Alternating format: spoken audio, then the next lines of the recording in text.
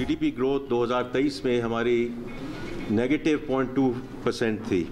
ये अल्हम्दुलिल्लाह 2024 में 2.5%, that's where we concluded the last fiscal year, और इस साल 2.7% ग्रोथ फॉर 2025। तो ये ग्रेजुअल रिकवरी है।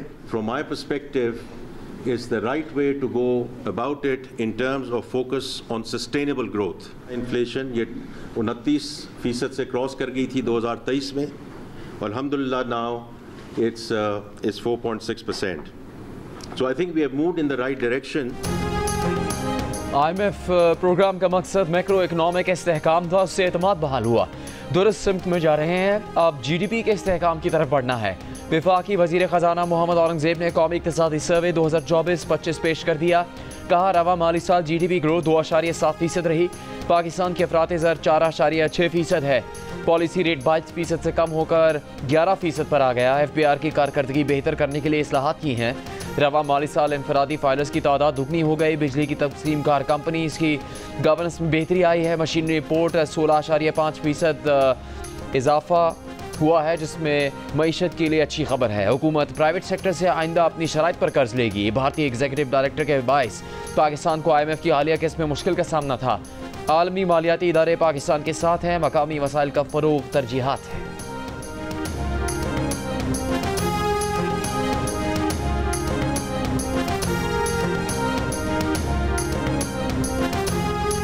पाकिस्तान समझते हैं कि जिस तरफ भारत हमें लेके जा रहे हैं वो ना पाकिस्तान के मफाद में है ना भारत के मफाद में है। अगर कहीं भी भारत में कोई दहशतगर्दी वाक़या हो, सबूत भी ना हो, इसका मतलब कि हमें जंग पे उतरना है। हम दो न्यूक्लियर आर्म ममालिक हैं। इस जंग ने ये साबित किया है कि पाकिस्तान एक रिस्पॉन्सिबल ममालिक है और भारत के बयानिया झूठ में मुबनी है, गैर जिम्मेदाराना किरदार अदा कर रहा है। मगर उम्मीद है कि इस पाकिस्तान सच के साथ है, पाकिस्तान अमन के साथ है और अल्टीमेटली जीत हमारी। पाकिस्तान पहले भी अमन चाहता था, अब भी अमन चाहता है। कश्मीर और दहशतगर्दी समेत जो भी मसाइल हैं उनका हल जंग नहीं बातचीत से मुमकिन है। बिलावल भुट्टो जरदारी की लंदन में गुफ्तगू। वक्त के हमरा बिलावल भुट्टो की बरतानवी थिंक टैंक चैथम हाउस में मुलाकात। मीडिया से गुफ्तगू में बिलावल भुट्टो ने कहा कि भारत जिस तरफ पाकिस्तान को ले जाना चाहता है वो दोनों मुल्कों के मफाद में नहीं है। भारत में कहीं भी दहशतगर्दी का वाक़या हो, मतलब उन्होंने जंग पर उतरना है। पाकिस्तान का मौक़िफ़ और केस इतना तगड़ा है कि हमें कोई मुश्किल नहीं। भारत का बयानिया झूठ पर मबनी है, उनके लिए अपना केस पेश करना मुश्किल है। बरतानवी मीडिया को इंटरव्यू में बिलावल भुट्टो जरदारी ने कहा कि पाकिस्तान ने हमेशा मुज़ाकरात और सिफारतकारी से मसाइल हल करने की बात की। दहशतगर्दी, कश्मीर और पानी समेत हर मसले पर बात करेंगे और आगे बढ़ें। सदर ट्रंप सीज़ फायर पर क्रेडिट के मुस्तहिक हैं। सदर ट्रंप और वज़ीर ख़ारजा मार्को रूबियो पाकिस्तान और भारत के साथ राबते में थे। नहीं मालूम भारत को सच मानने में क्या मुश्किलात हैं।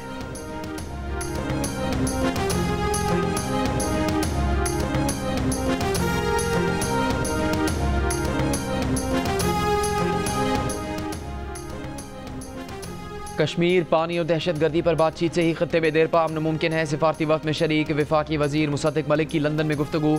सेनेटर शहरी रहमान ने कहा कि इन मुलाकातों के जरिए भारत के बहतान का जवाब दिया जा रहा है। पॉलिसी साजों की सोच में फ़र्क नज़र आएगा। फैसल सब्जवारी ने कहा भारत को बावर करवाया जाए कि इस खतरनाक सूरत हाल में आगे नहीं बढ़ा जा सकता। दो तरफा या किसी और की सालिसी में बातचीत ज़रूरी है। पाकिस्तानी वफ़द के अरकान बुध को ब्रसल्स रवाना होंगे।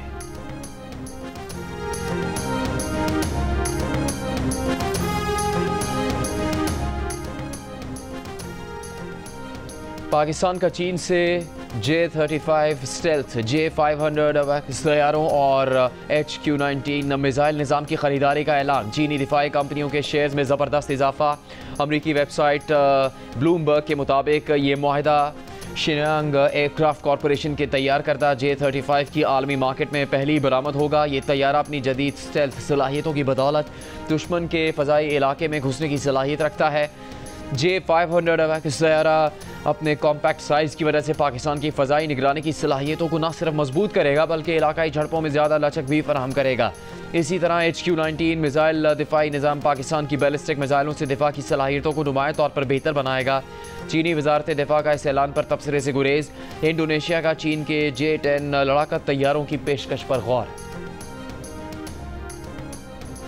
वज़ीर ख़जाना के मुशीर खुर्रम शहजाद कहते हैं कि 3 साल में दुनिया भर में ग्रोथ नीचे गई लेकिन पाकिस्तान में ग्रोथ बढ़ी। हमारे पास महंगाई में कमी आई जबकि कई ममालिक में महंगाई की जू की तू है। इसका मतलब यह है कि कहीं ना कहीं कुछ ना कुछ बेहतरी आई है। ज़राअत के शोबे में गिरावट पर की गई कई वजूहात हैं जिनमें पानी और बारिश की कमी भी शामिल है। जियो न्यूज़ की खुसूसी नशरियात में मारूफ सनतकार आरिफ हबीब ने कहा, हुकूमत को किसानों को ज़्यादा पैदावार के लिए राज़ी करना होगा। ऐसी पॉलिसी बननी चाहिए कि किसानों और हुकूमत दोनों के लिए विन विन कंडीशन हो। माहिर मईशत खाकान नजीब का कहना था कि गंदम की कीमत तय करना हुकूमत का नहीं, रिसर्च एंड डेवलपमेंट का काम है। ज़रूरी पैदावार बढ़ाने के लिए R&D के लिए रकम मुख्तस करना होगी।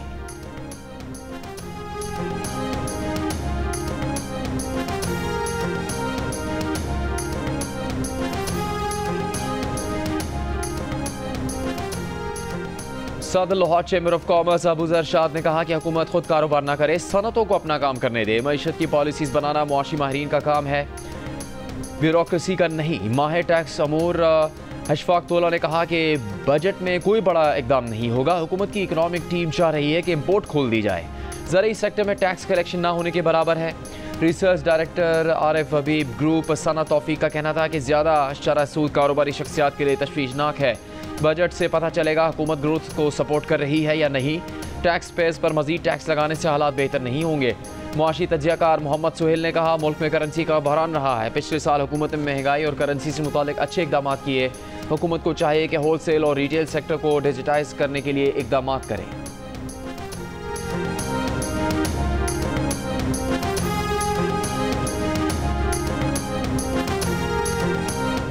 साबिक निगरान वज़ीर ख़जाना गौहर एजाज ने मुल्क में इक़्तिसादी इस्तेहकाम और बरामदात की तरक्की का रोड मैप पेश कर दिया। सोशल मीडिया पर जारी 9 निकाती रोड मैप में गौहर एजाज ने कहा, सनतकारी अव्वलीन तरजीह है और 5 साला मुस्तकिल सनती और बरामदी पॉलिसी भी ज़रूरी है। शरह सूद 6% और सनत के लिए तवानाई के नर्ख 9 सेंट फ़ी यूनिट होना अहम है। तनख्वाहदार अफराद के लिए ज़्यादा से ज़्यादा टैक्स की शरह 20% तक होनी चाहिए।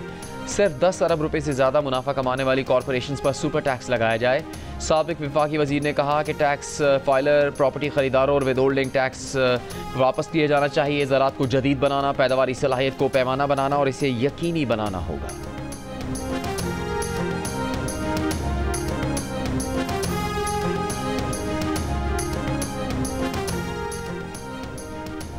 विफाकी बजट 10 जून को कौमी असम्बली में पेश किया जाएगा। स्पीकर कौमी असम्बली के शेड्यूल की मंजूरी दे दी। 11 और 12 जून को इजलास नहीं होगा। 13 जून को इजलास में विफाकी बजट पर बहस का आगाज़ होगा। बहस 21 जून को समेटी जाएगी। 26 जून को फाइनेंस बिल की कौमी असम्बली से मंजूरी होगी।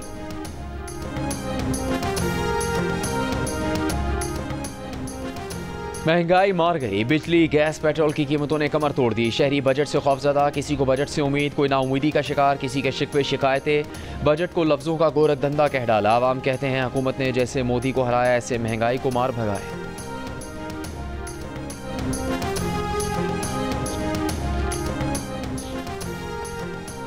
सदर आसिफ अली जरदारी ने कहा कि मुल्की मईशत को मजबूत बुनियादों पर इस्तेवार करने और खुद कफील बनाने पर तवज्जो देना होगी। मुल्क की तरक्की और खुशहाली के लिए मिलकर काम करने की ज़रूरत है। ज़राअत मईशत की बुनियाद है। किसानों को सपोर्ट करने मुल्क की मईशत को तरक्की दे सकते हैं। सदर जरदारी की पीपल्स पार्टी के रहनुमा और वर्कर्स से मुलाकात में गुफ्तगू। भारत के शिद्दत पसंदाना हिंदुत्व नज़रिए से पूरे खत्ते के लिए ख़तरा है। कहा, भारत में अक़लियतों ख़ुसूसन मुसलमानों और ईसाइयों को तासुब और जुल्म का सामना है।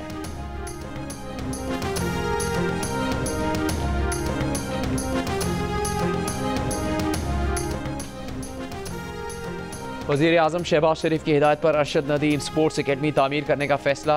बजट में स्पोर्ट्स अकेडमी के लिए फ़ंड्स मुख्तस करने की तजवीज़। Academy Pakistan sports complex Islamabad में तामीर की जाएगी। जियो न्यूज़ को हासिल दस्तावेज़ के मुताबिक मनसूबे की मजमूई लागत का तखमीना 2 अरब 85 करोड़ 26 लाख रुपये है। हाई परफॉर्मेंस स्पोर्ट्स अकेडमी के लिए 30 करोड़ रुपये रखने की तजवीज़ है।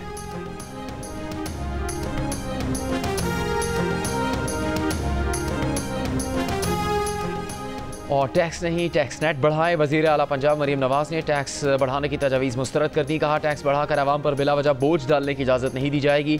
आम आदमी पर माली बोझ नहीं डालना चाहिए। 2 लाख रुपये तनख्वाह लेने वाला टैक्स देता है मगर करोड़ों आमदन वाला टैक्स नहीं देता। पंजाब में नॉन रजिस्टर्ड रेस्टोरेंट्स और शादी हॉलों की रजिस्ट्रेशन की भी मंजूरी।